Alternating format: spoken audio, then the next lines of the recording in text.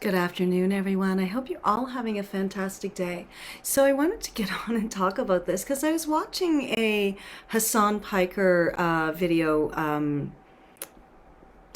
earlier today, and he gave some really good advice to, his audience, who I assume is probably more likely to gonna have like young men in it than I would, obviously.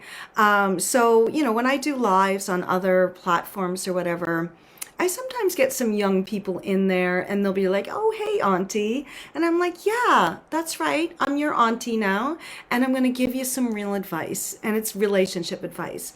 But, it's not going to land the same as if someone like Hassan Piker talks to them and says like, "Look, dude, you have to smell nice and be nice. The bar is that low that you don't have to have a six-figure income. You don't have to be over 6 feet tall." And yes, I get it. It's easy for Hassan to say because he is those things and he's, quite nice looking. But he wasn't, oh, I mean, I think probably he was always as good looking. I don't know. I don't, I haven't followed him for that long, but I do like his politics. And I'm also like 20 years older, almost 20 years older than him. So I don't want to be creepy and talk about him in that way. However, objectively, he is a nice looking guy. And I think, he attracts a certain demographic because he's in his, early 30s. And so, a lot of guys will hear it from another guy in a way that they won't hear it from, the women in their life who might have been telling them, like, "Hey, you need to go take a shower because you smell. You need to clean your clothes. You need to wear fresh, clean clothes when you go out on a date or go out in public, right? And you need to be nice. You need to be a nice, caring person." Because, the other messaging that they're getting is be a douchebag, be the ultimate douche, be an alpha douche. And as long as you look good doing it, you're okay. And if you're not a 9 or 10, you're not over 6 feet tall, and you don't have 100 grand, make 100 grand or more, you're a loser. I mean, that's just not true. Most of the women that I see when they come to me for relationship counseling are coming because they feel like they lost their best friend and their partner and their lover. And that's what they're looking for when they're looking for a relationship. They're looking for someone that they can build a life with. And it seems simple to say, smell nice and be nice. But what that represents to me is if I was out there dating and someone took the time to, make sure that their grooming is on point, right? Like, you know, I'm not a big makeup and hair person, but I'm not going to show up looking like I just crawled out of bed. And I don't spend a huge amount of money on my clothes. I don't buy top of the line clothes. And like Hassan even says, like, you don't have to buy, these names that he's into. Like, he's really into fashion. He's like, but show up in a clean hoodie and a pair of nice, clean jeans, if that's your thing, if that's your aesthetic.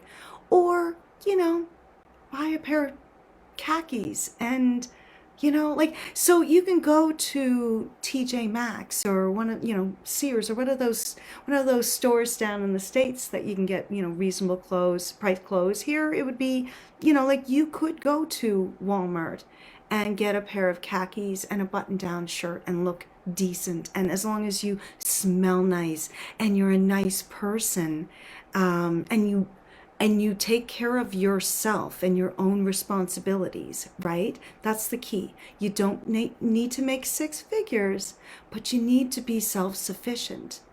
I need to know, and women need to know when they're embarking on a relationship with someone that they're building something with a partner. And yes, there's a give and take, and you need to be able to care for your partner as well as receive care.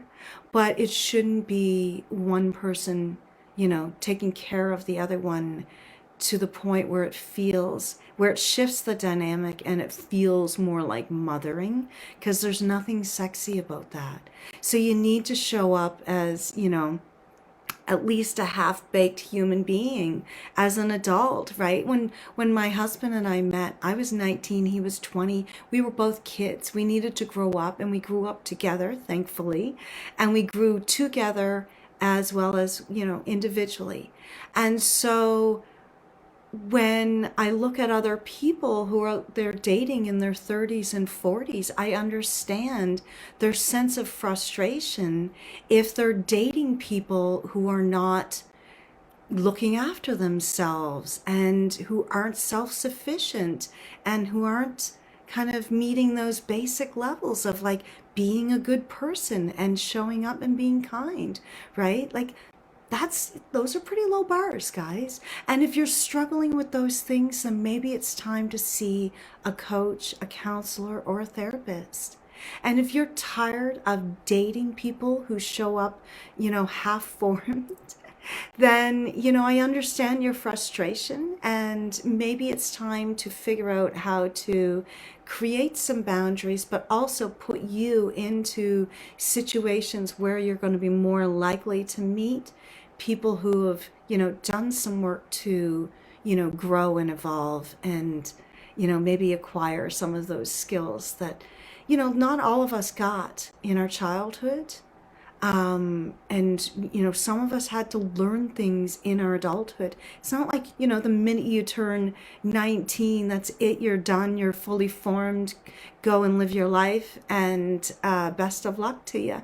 There's so much information out there on the internet now that you can pretty much Google or YouTube search or TikTok search anything under the sun that you're needing to improve in your skills. So if you want to be able to bring people back to your apartment or your house and, have it be a welcoming space, you can learn how to do that, right? And you don't have to be a decorator. You don't have to hire a decorator.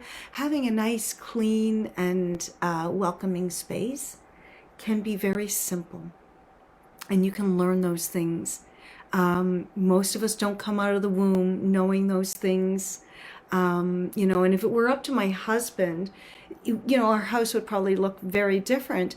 But there would be a certain level of cleanliness that I would, expect to find because, he's a fully evolved human being and he's, in charge of his environment. And so that's the thing. We want someone who can look after themselves and is resilient, not just in their physical environment, but in their emotional environment as well. So we want someone who shows up and is kind and caring and respectful and nice.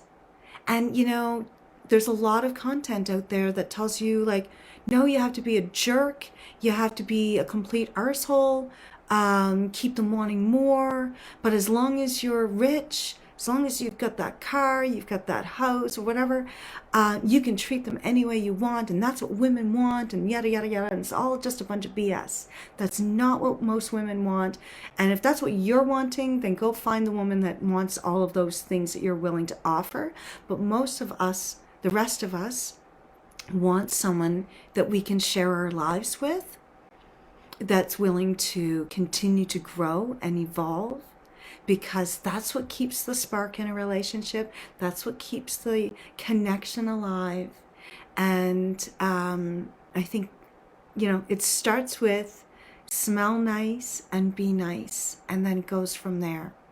And if you're struggling with that, then it's time to get some help.